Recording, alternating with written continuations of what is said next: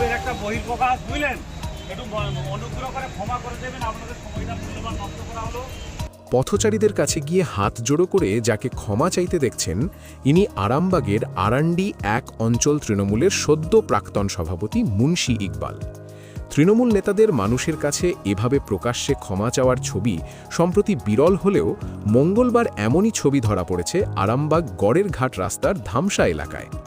জানা গেছে দলের কর্মীরা রাস্তা অবরোধ করে টায়ার জ্বালিয়ে বিক্ষোভ দেখাচ্ছিলেন এলাকায়, কারণ সম্প্রতি আরামবাগ তৃণমূল ব্লক ও অঞ্চল সভাপতি পদে বেশ কিছু রদবদল করা হয়েছে, আর তাতেই নাম বাদ গেছে মুন্সি ইকবালের।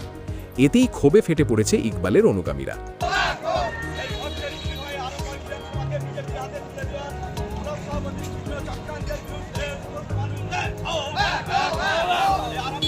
তারা দলের ব্লক সভাপতি শম্ভুনাথ বেরার বিরুদ্ধে অভিযোগ তুলে পথ অবরোধ করে বিক্ষোভ দেখাতে থাকে।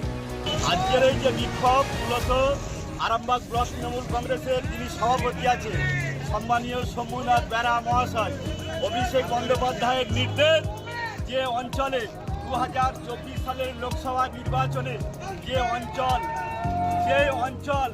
অঞ্চল সভাপতির নেতৃত্বে সেই অঞ্চল লিড করেছে, সেই অঞ্চলের অঞ্চল সভাপতি পরিবর্তন হবে না। সেখানে আরামবাগের বিভিন্ন অঞ্চলে মলয়পুর 2-এর আমাদের বিনায়দা, এদিকে মাধবপুরের আমাদের ববিদা থেকে শুরু করে এই অঞ্চলের মুন্সি মোহাম্মদ ইকবালদা, এই অঞ্চলের 2024 সালের লোকসভা নির্বাচনে লিড আছে। অভিষেক বন্দ্যোপাধ্যায়ের নির্দেশ ছিল যে কোনো অঞ্চল সভাপতিকে সরানো যাবে না। তারপরে অর্থের বিনিময়ে গোটা আরামবাগ বিধানসভায় বিজেপিকে সুবিধা পাইয়ে দেওয়ার জন্য এই ধরনের তিনি নোংরা খেলায় নেমেছে। কিন্তু সেই ক্ষোভ সামাল দিতে জেলা তৃণমূল নেতারা তো নই, কোনো ব্লক নেতাদেরও ঘটনাস্থলে দেখা যায়নি। এখনো পর্যন্ত আমাদের কাছে এ ব্যাপারে কোনো খবর এসে পৌঁছায়নি।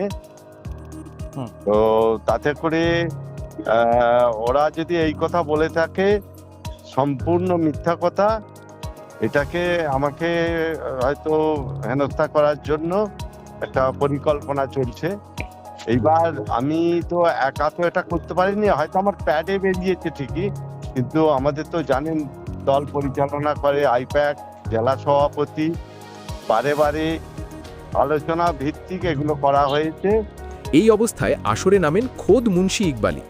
নিজের অনুগামীদের শান্ত করার পাশাপাশি তাদের বিক্ষোভের জেরে সাধারণ মানুষের যে অসুবিধা হয়েছে তার জন্য মানুষের কাছে ক্ষমা চাইতেও দেখা যায় তাকে। আপনারা তো গতকাল দেখেছেন যে ব্লক কমিটি এবং অঞ্চল কমিটিগুলো হয়েছে, এখানে আমাদের ছেলেরা স্বাভাবিকই ওরা ক্ষুব্ধ হয়ে রাস্তায় নেমেছে। এবং আমরা পরবর্তীতে দেখলাম যে সমস্ত অঞ্চলগুলো যারা খুব নিরলস পরিশ্রম করে দলকে জিতিয়েছে 2024-এ, তাদেরকে সব সরানো হয়েছে। এই নানা কারণে ওরা সঙ্গত কারণে একটা ক্ষোভের বহিঃপ্রকাশ করতে গিয়ে রাস্তায় নেমেছিল। আমি শোনার পরে এসে বললাম ভাই, তোমরাই তো ভোটটা করা অঞ্চলে, তোমরাই মার খাও। সুজাতা মণ্ডলের হয়ে এই ছেলেগুলো রক্তই ঝরিয়েছে। তো বললাম ভাই, তা সত্ত্বেও দেখবে অফিস টাইম, অ্যাম্বুলেন্স যেতে পারে, তোমরা একটু রাস্তাটা অবরোধ যেটা করেছো ওটা তুলে নাও। এবং ওরা সঙ্গে সঙ্গে রাস্তাটা অবরোধ করে দিয়েছে। মানুষের কাছে ক্ষমা চাইছি, 10-15 মিনিট ধরে দাঁড়িয়েছিল, গাড়িতে দাঁড়িয়েছিল, যে ওদের খুব অসুবিধা হচ্ছিল, আমরা হাত জোর করে ক্ষমা চাইলাম। সাধারণ মানুষের কাছে তৃণমূল নেতার এভাবে ক্ষমা চাওয়ার ঘটনায় হতভাগ সাধারণ মানুষও। কোনো তৃণমূল নেতা যে এইভাবে প্রকাশ্যে সাধারণ মানুষের কাছে ক্ষমা চাইতে পারে তা বিশ্বাসই করতে পারছে না মানুষজন। স্বভাবতই এই ধরনের তৃণমূল নেতাকে কেন সরিয়ে অন্য কাউকে সেই জায়গায় আনা হচ্ছে তা বুঝতেই পারছেন না তারা। তবে সাধারণ মানুষ না বুঝলেও বুঝেছে বিরোধীরা। আরামবাগ বিজেপির জেলা সভাপতির দাবি, দলে গোষ্ঠী কন্দলের জন্যই তৃণমূলে বর্তমান পরিস্থিতি, তার জেরেই এই উত্তেজনা ও তার জেরেই এই পট পরিবর্তন।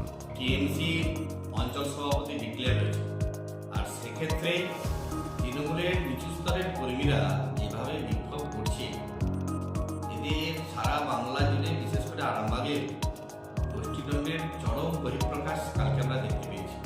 এটা এদের চলতেই থাকবে, এটা টিএমসির কালচার। এদের কে পিসির লোক, কে হাইকোর্ট লোক, এরা ঠিক করতেই পারছে না।